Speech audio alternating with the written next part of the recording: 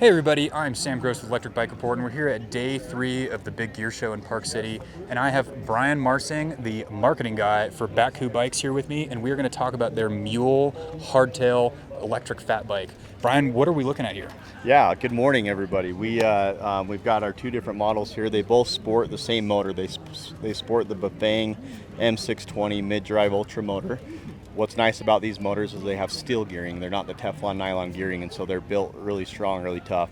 160 Newton meters of torque. It's a lot of torque. Within these models, this is our top selling model. It's a hardtail. People like the simplicity of the hardtail. They like it to be able to pack a lot of weight. And same models on both sides, little differences. This one has a roll-off, so this one we call the Jaeger Mule. And if you're not familiar with that roll-off internally geared hub, it is about the nicest internally geared hub that you can get on the market. It looks like a Swiss watch when you crack it open on the inside. And the cool thing about it is it's kind of like a manual vehicle. You can't shift it while it's under power, so you actually have to stop pedaling and change the gear and then pick it back up, but it's seamless. It's very cool. It's also an internally geared hub, so with your crowd, the hunter and outdoorsman crowd, that is really important so it doesn't pack up with snow and ice. That's exactly it. For the packing in the snow and the ice, the mud, this helps avoid that issue. Again, we pack a lot of gear. We go up steep mountains, we go up steep roads, and so when we're doing those things and we stop on a side hill and we're in gear 7, what a great option to be able to roll that right down to gear 1 and you can get right back on and hop on. Yeah, and kind of talking about that, who these bikes are built for, that hunter and outdoorsman crowd. You spec the bike with the Bafang Ultra 1,000 watt nominally rated motor, which is just monstrously large. And you guys do that for a very specific reason, and it's because you're going in areas that require that much power. Is that right? Yeah, that's right. Again, like when we go out, we'll go 6 to 10 miles in the backcountry. Our backpacks will hold around 100 to 120 pounds. And so that's why we have the rack back to help support it. But we need that power on top of how much we weigh as riders. We have riders that weigh in the 200 to 250 range plus a 100-pound pack. And these bikes in this motor can propel them up the mountain. That's very cool. And with that 1,000 watt motor, you guys do kind of have a foot on both sides of the legal line sometimes. Right. And on public lands, you're of course okay, especially if you're in an area that regulates e-bikes just like a typical motorized vehicle, like a side-by-side or a dirt bike. But you also make it very easy to make these bikes street legal. So can you walk me through that? Yeah. So we wanted to make sure that we abide by all laws with all states. We always let our consumers know: do your research, get out, be involved, find out what it is. Class 1, Class 2, Class 3 e-bikes. Our bikes come as a Class 3. These mid-drive bikes are Class 3, but we can trim these bikes down really quick, really easy to 750 watts by trimming it down to 20 miles per hour max with a throttle. Class 1 as well. A lot of our consumers live in states where they're Class 1. Simply unplug our throttle, remove the throttle, and 20 mile an hour max. You're now a Class 1 bike. And so we're heavily involved with all of our local states and areas that we're by, and we make sure our consumers are educated as well. Very cool. And that's kind of a tricky thing depending on where you live. You always have to pay very close attention to what your local regulations are and even what land you're riding on. It can be complicated.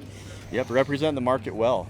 Know these rules, like represent us well, represent yourself well, and respect other mountain bikers out there that maybe have concern and educate them. Very cool. And so let's take a little bit closer look at the two mules. We've already covered that this has the roll-off hub. Yep. But these are your two models of mules, so what are we getting in each one? Yeah, so you're getting in each one different colors. You can choose from white, black, tan, camo colors. We have a lot of different colors. Burnt orange, pretty cool colors, army green. Battery sizes. We can go from a 17.4 to a 19.2 to a 21, and this bike right here has a 25 amp hour battery. So one of the biggest batteries on the market. It's a 48 volt battery, and I weigh about 170 pounds. And on a 25 amp hour, I'm pushing 50 to 60 plus miles up in the mountains. So this is actually, over time, according to Bakcou, their most popular e-bike. It's a hardtail. It's got a little bit less travel out in the front than the Storm does, which is their full suspension. And it does feel a little bit different. It was a little bit more like, if anyone out there watching is familiar with traditional mountain bikes, it was a little bit more like a cross-country hardtail, like, a little bit of a steeper front end, quick but predictable handling. Feels nice. So this bike also has the Bafang Ultra mid-drive motor, which is just a monster. Bakcou is a one of the companies that's really catering to the growing niche of hunters and outdoorsmen. So unlike a lot of this style of e-bike, these fat tire electric bikes, this one actually has a nominal power rating of 1,000 watts, which is just crazy. That's a lot of power. And actually it's above the street legal limit in most states in the US. But Bakcou's paid attention to that. They're not exactly, they're a company that's here for the long run. If they want to not run afoul of the law, they've built in, wait for the truck, they've built in some ways for the user to make sure they're adjusting the power so that it matches the street legal limit in the state that they're in. They've also made this bike capable of being a class 1. It's class 2 up to 20 miles an hour. It does have a throttle, but it's very customizable. But the reason why they've spec'd this bike with a 1,000 nominal watt motor is it is primarily designed to go out into the backcountry on public land where a lot of e-bike law doesn't actually apply, depending where you are at least. Really pay attention to that. That's not a blanket statement, but in many areas, you know, it's just regulated like a typical off-road, like a dirt bike or a side-by-side. So you can run that 1,000 watt motor to your heart's content. And there's a couple reasons for that. One, this, though it looks like an e-mountain bike, I think a lot of people would place it in the e-mountain bike category, but I would argue it's not in the e-mountain bike category. This is something different. This bike, it's kind of like just a 4x4.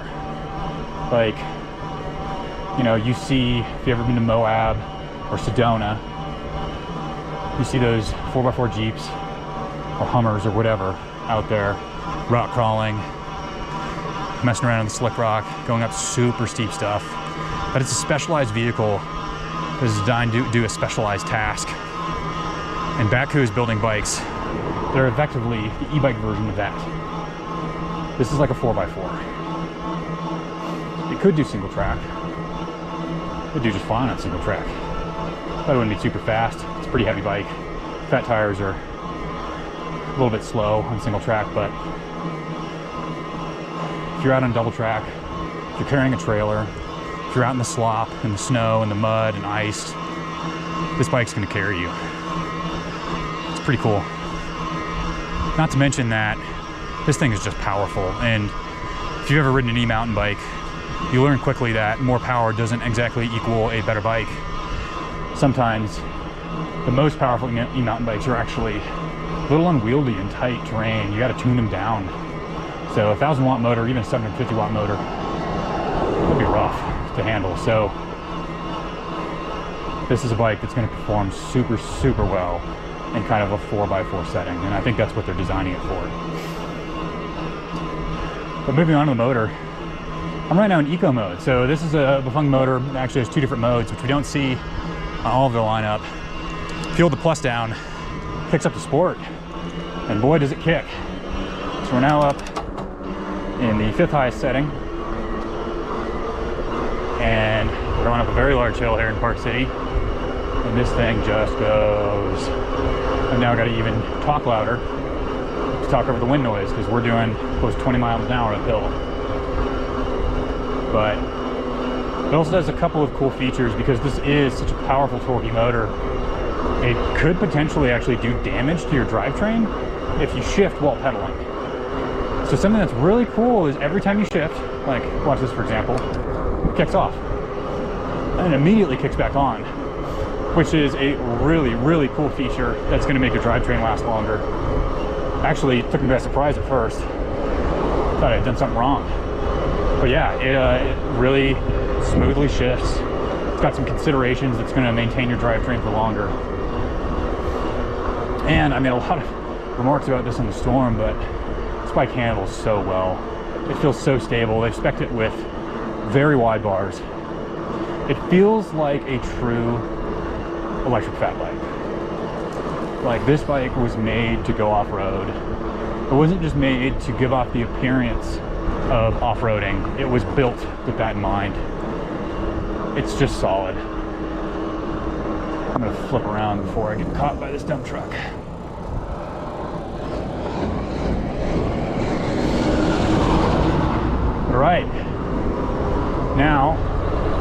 down the hill to meet our photographer Bryce. Let's see how this bike handles.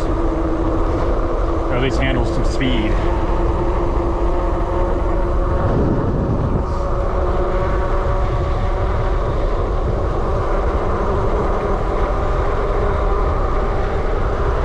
I can definitely see why this has been one of Bakcou's best-selling bikes.